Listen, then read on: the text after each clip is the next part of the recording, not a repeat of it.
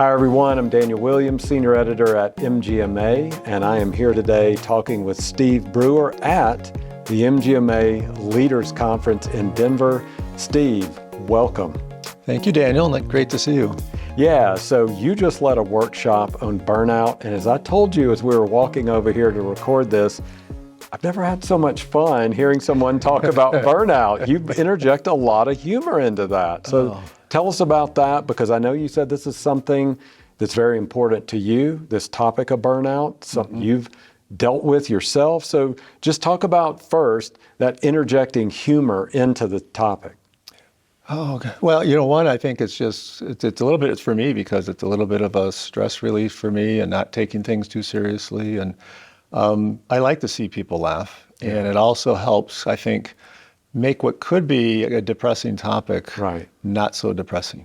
Yeah. And part of this too is as we relax a little bit and we're not quite so focused, it opens our minds more too, and we can actually have a conversation about a very serious topic, but also not so serious, and that actually creates more feelings of angst and burnout. So having a little bit of fun at the same time talking about a very serious topic. Right. So let's get to know you a little bit better. I wanted to get that humor aspect of this out of the way first, so to speak.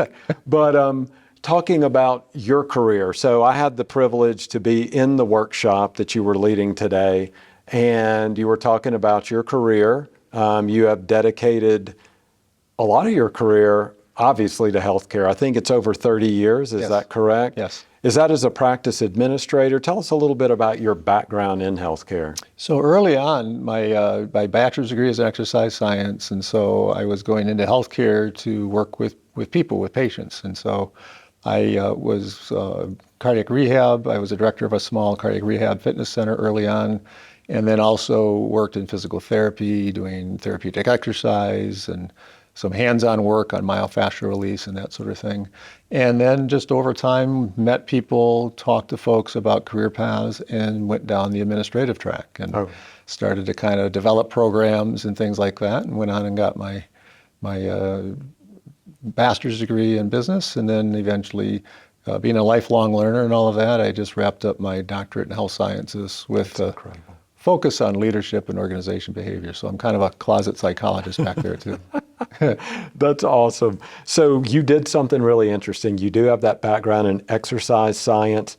You had to stand up a few times, and then you explained this isn't just it's not a thing, it's actually something that is helping you learn as well. Talk about that getting that movement, getting the heart rate up, the blood flowing through the body. You talked about that as far as a learning tool as well. Yes, it's actually, I used it as a little bit of humor, but there's actually, part of it is a recentering. So as we, settle into talks and we're sitting sedentary for a while, it's that getting up and getting the blood circulating and kind of refocusing. Also, as we learn things and we experience things, the different pathways and neural connections that we make by using physical experiences helps us also integrate within the learning experience. And so I use the term kinetic learning. So it's really kind of learning through experience as well. Yeah. So you did talk about burnout. It is a very serious topic. It's something that we are seeing in epidemic proportions in healthcare. You showed a slide from an MGMA stat poll. Talk about what your research has shown you about burnout, particularly in healthcare. Well, if you've looked at or listened to anything around burnout or done any reading around that, I agree, it's just so pervasive, and I find it personally so sad. But then also why I do kind of a different approach and not just talking about the perils of burnout, but also what's the science around what's driving it. And quickly you get into the psychology of it and understanding those that get away from things or activities that maybe why they went into healthcare in the first place. Over time, we get there, we have that experience, and we anticipate one thing and we experience another. And it's very, very individualized. And so the research that I've experienced and the kind of the path that I've gone down is just understanding that, and also a recentering on what does drive that value and that positive affect and building building upon that. And there's actually a concept called the broaden and build theory by a well-known psychologist, Barbara Fredrickson, that I would like to meet her someday, but really talks about as we pause and we center on some of the positive things that happen in our lives, we actually become more open to new ideas and new resources, et cetera.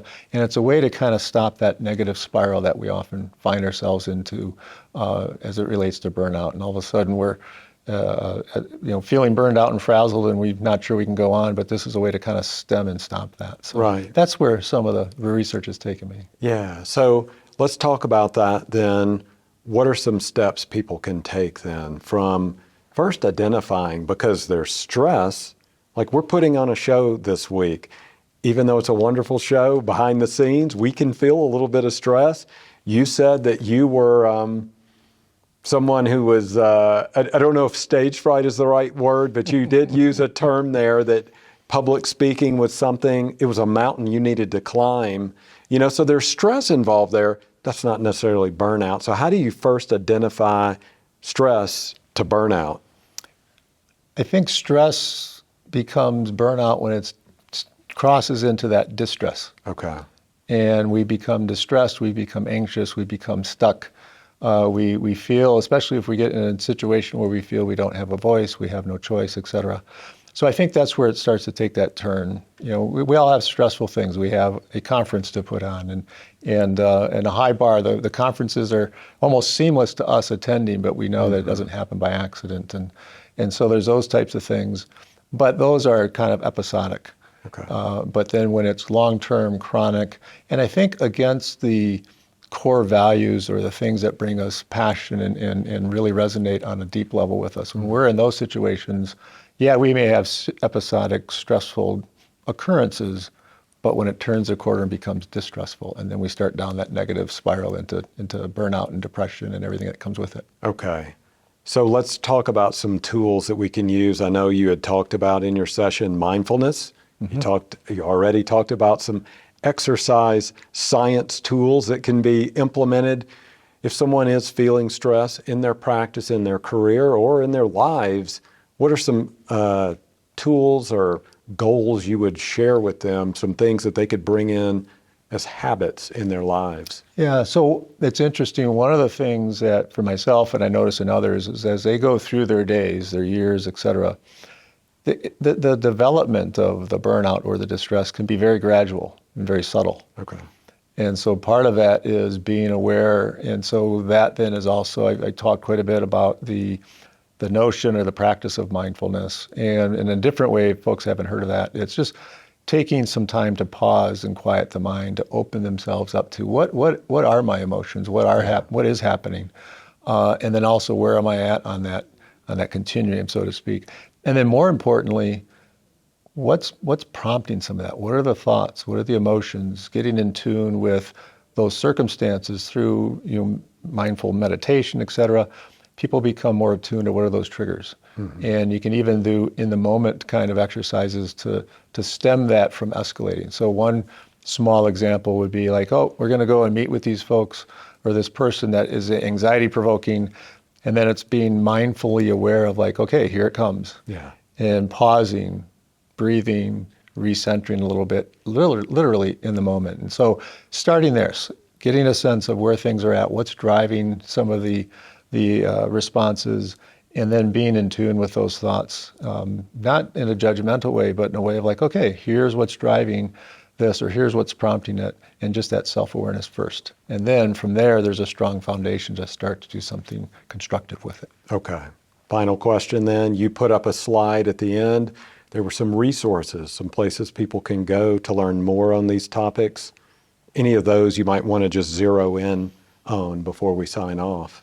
Yeah, so one is, speaking of mindfulness, would be, you can Amazon, Google it. There'll be all sorts of books on there. One is, it's an 8-week program on mindfulness to kind of stem. I'm blanking on the author's name at the moment, but Mark that would be Williams one that would be out there. Is Mark Williams one Mark of the Williams, authors? yes, thank you. And then also another one that I would really encourage people to visit is the Greater Good Science Center. Yeah. It's out of UC Berkeley. And there's just a host of resources there on positive psychology, tools, techniques, newsletters, et cetera, about relationships, life crafting, job crafting, how to build stronger relationships. So for those who are interested, taking that pause, and those would be 2 resources I'd highly recommend. Okay. I told you that was the last question, but actually I thought of one more because you did bring up a very important topic. You brought it up right at the very beginning. You said this might even be a cliche at this point, but grab that oxygen mask for yourself first. Why is that important? Talk about that. If you do have a team that's under stress, why is it that you need to have your stress regulated or managed as well first? So from a very personal level, when I was going through some struggles and I was having challenges of my own, as I reflect back, I didn't really notice it at the time, but I wasn't doing the best for the team. I wasn't doing the best for those that were looking to me for leadership. And retrospect, I'm like, I said some things, did some things that probably wasn't too constructive. Yeah. But now, having gone through this journey, feeling more centered, feeling more in tune with the values and things, and frankly, having it's this term called this confident vulnerability, is actually to be more authentic with people. Okay. I know I'm a better leader because of that. And by taking care of myself first, I now am able to help others better. All right. Well, Steve Brewer, thank you for being with us here today. Thank you, Daniel. It's been a pleasure. All right, everybody. This is Steve Brewer. He is speaking on burnout, stress management here at the MGMA Leaders Conference. And we will put some links in the episode show notes. So thank you so much, Steve. Thank you.